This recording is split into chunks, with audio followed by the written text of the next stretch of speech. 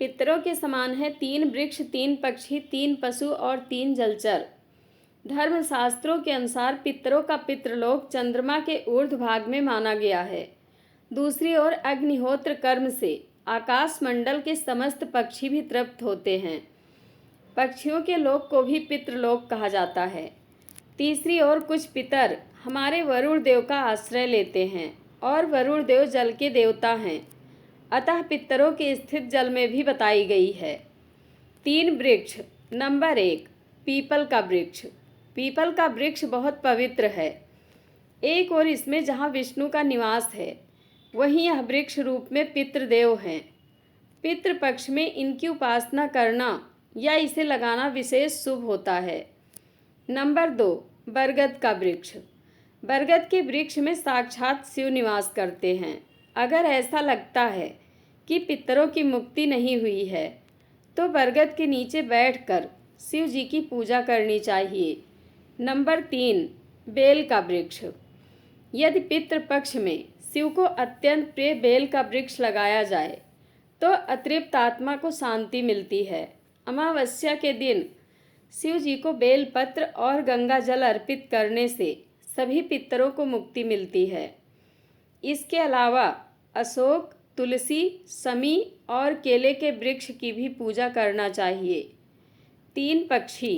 Number 1, कौवा। कौवे को अतिथि आगमन का सूचक और पितरों का आश्रय स्थल माना जाता है। श्राद्ध पक्ष में कौवा का बहुत महत्व माना गया है। इस पक्ष में कौवों को भोजन कराना अर्थात अपने पितरों को भोजन कराना माना गया है। शास्त्रों के अनुसार कोई भी क्षमतावान आत्मा कौवे के शरीर में स्थित होकर विचरण कर सकती है।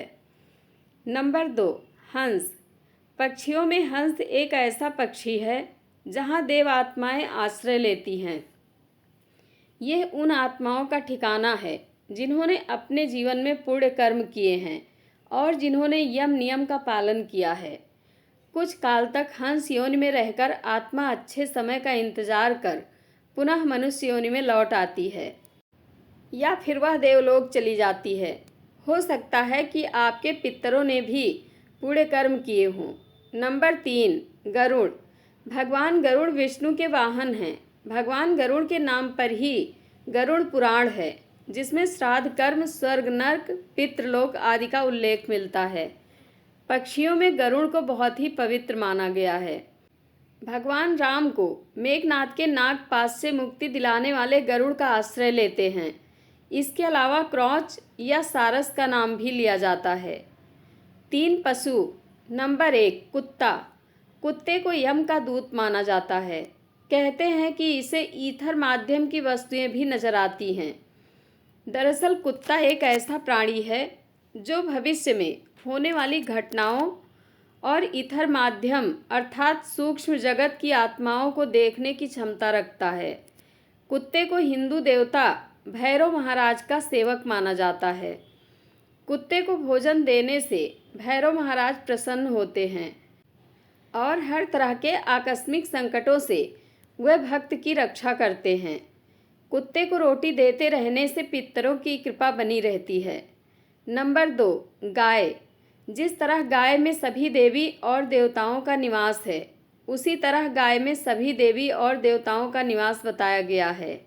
दरअसल मान्यता के अनुसार 84 लाख योनियों का सफ़र करके आत्मा अंतिम योनि के रूप में गाय बनती है। गाय लाखों योनियों का वह पड़ाव है जहां आत्मा विश्वास करके आगे की यात्रा शुरू करती है। नंबर 3, हाथी। हाथी को हिंदू धर्म में भगवान गणेश का साक्षात रूप माना गया है। यह इंद्र का वाहन भी है। हाथी को पूर्वजों का प्रतीक भी माना गया है। जिस दिन किसी हाथी की मृत्यु हो जाती है, उस दिन उसका कोई साथी भोजन नहीं करता है। हाथियों को अपने पूर्वजों की स्मृतियाँ रहती हैं। अश्विन मास की पूर्णिमा के दिन गज पूजा विधि व्रत रखा जाता है। सुख समृद्धि की इच्छा रखने वाले उस दिन हाथी की पूजा करते हैं। इसके अलावा वराह, बैल और चींटियों का उल्लेख किया जा सकता है, जो चींटी को आटा देते हैं और छोटी छोटी चींटियों को चावल देते हैं। वह वैकुंठ जाते हैं। तीन जलचर जंतु। नंबर 1 मछली। भगवान विष्णु ने एक बार मत्स्य का अवतार लेकर मनुष्य जाति के अस्तित्व को जल प्रलय से बचाया था। जब श्राद्ध पक्ष में चावल के लड्डू बनाए जाते हैं तो उन्हें जल में विसर्जित कर दिया जाता है। नंबर 2 कछुआ। भगवान विष्णु ने कच्छप का अवतार लेकर ही देव और असुरों के लिए मंदराचल पर्वत को अपनी पीठ पर स्थापित किया था। हिंदू धर्म में कछुआ बहुत ही पवित्र उभयचर जंतु है जो जल की सभी गतिविधियों को जानता है। नंबर 3 नाग। भारतीय संस्कृति में नाग की पूजा इसलिए की जाती है क्योंकि यह एक रहस्यमय जंतु है। यह भी पितरों का प्रतीक माना गया है। इसके अलावा मगरमच्छ भी माना जाता है। जय श्री हरि विष्णु।